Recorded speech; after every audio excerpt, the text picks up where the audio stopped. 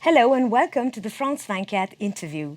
Today we're turning our attention to Burma, a country that has been in the news over the past few months.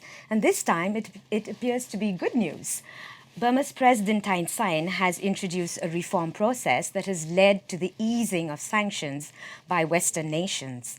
And perhaps the most explicit sign of progress has been opposition leader Aung San Suu Kyi's European tour, which has ended decades of her isolation.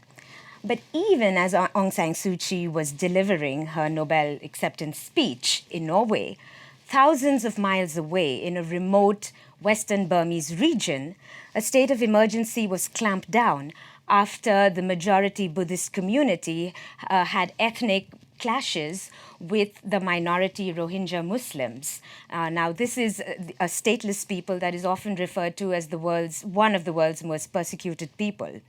Joining us now to discuss the situation that's happening in Burma is Mr. David Scott Mathieson. He is the researcher on Burma at Human Rights Watch. It's good to have you with us, Mr. Thank you. Mathieson.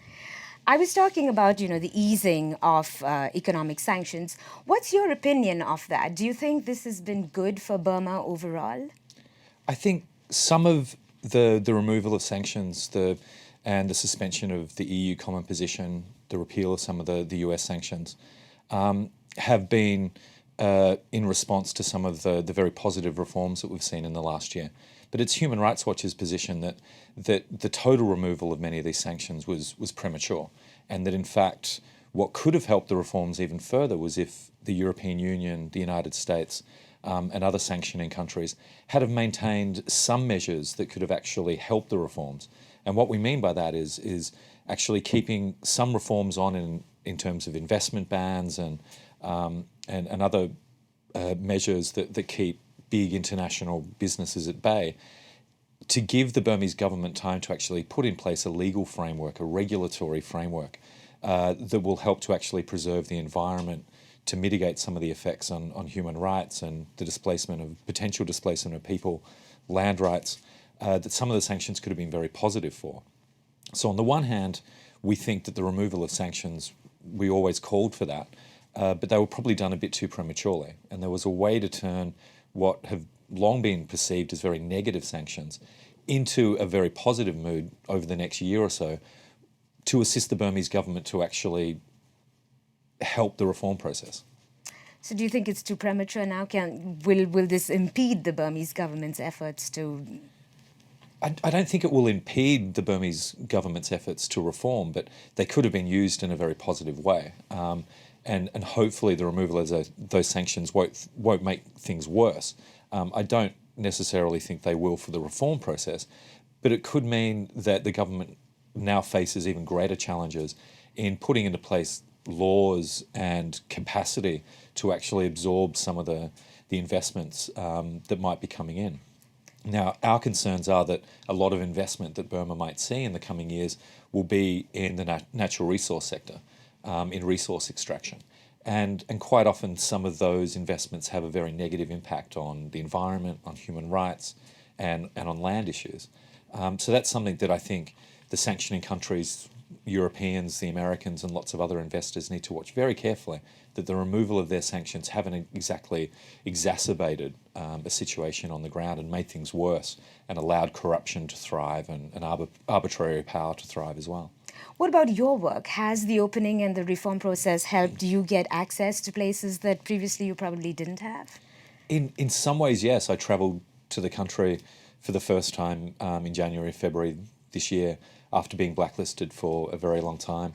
Was subsequently then not given another visa, but then was allowed to attend ceasefire talks between Shan insurgents and government officials and military officials in northeastern Burma in May.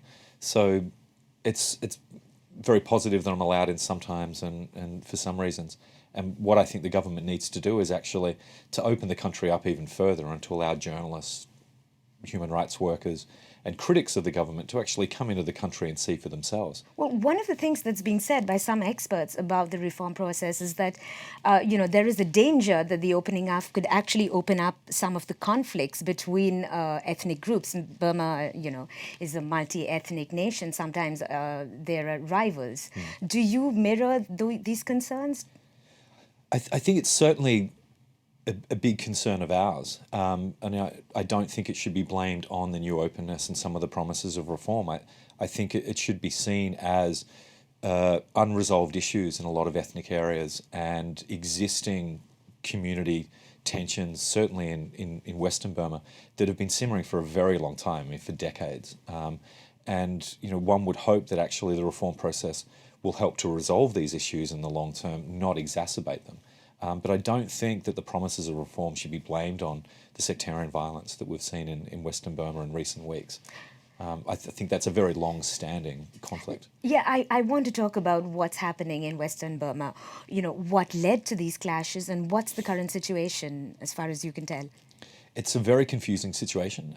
It's a very isolated part of the country relative to the rest of it, but certainly very difficult to get to for journalists and for human rights researchers and even a lot of aid workers. I mean, the short-term issue is that there were incidents involving a crime against a rape and a murder of a young woman, then the murder of more than 10 people on a bus, 10 Muslims on a bus by Arakanese Rakhine people. And then it became an all-out conflagration very soon after that, where both sides in this were attacking each other and attacking villages and burning villages down, killing people. And that's very important to understand, that both sides have a lot to be blamed for here.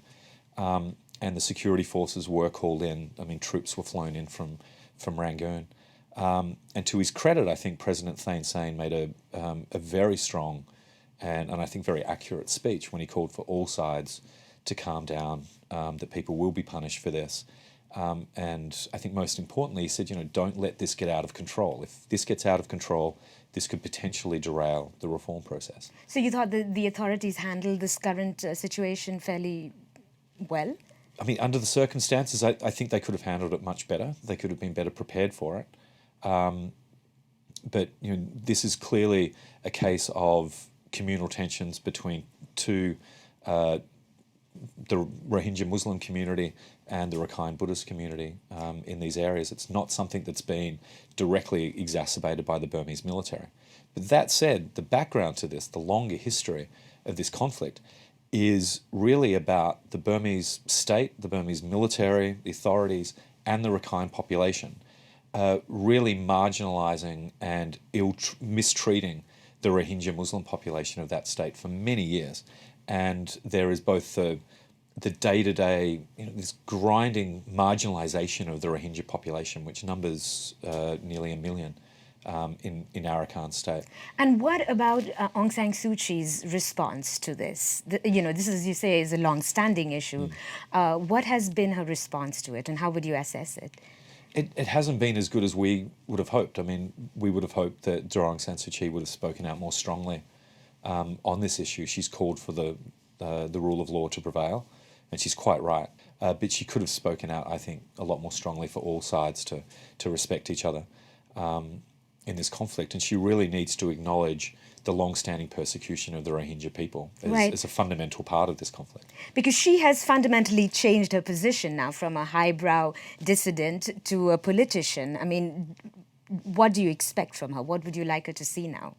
Well, I think she's done a remarkable job under the circumstances in the last year and a half. I mean, going from someone that's been persecuted for a long time and thrown under house arrest for more than 15 years, to have come out and actually started negotiating with the government, turned her party's position around, run for parliament, now parliamentarian. I think under the circumstances, she's done an amazing job. But she is a politician now, and she recognises that.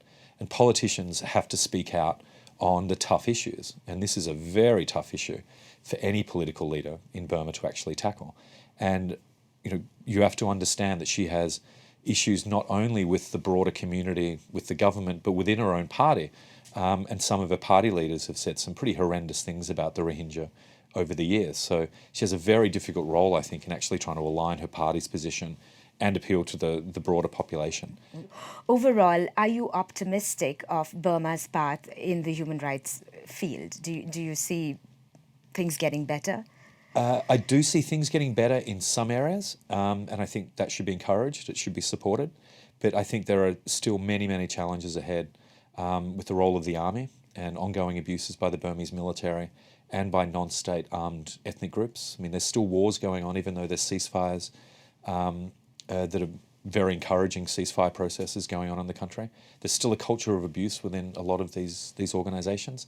There's still very basic freedoms, freedom of expression, freedom of association and assembly, that still need to rise to international standards. And there's a lot of people working very hard to get them there.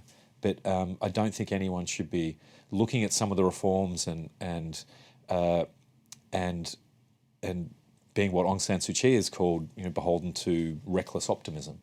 I think people need to have very clear optimism about the good things that are happening, the bad things that continue to happen, and actually getting results to improve the situation. Which means you're going to keep at your job for the next few years. I think there'll certainly be a lot of work for human rights activists and documenters to do, unfortunately. But it's getting into a far more interesting phase now, where it appears the government and many other parts of the authorities do seem more receptive to even acknowledging that they have problems and being more receptive to help from the outside world. So that's very encouraging. But it's still very early days and there's a lot of work to be done. And it has to be said that there's great work being done by Burmese community organisations and civil society in the country, which makes our job much easier. Well, that's a good note to end on. Still more work to be done, but we're getting there. Absolutely. And that's all we have time for, unfortunately. And that's it for this edition of the France 24 interview. Stay tuned. We have more news coming up.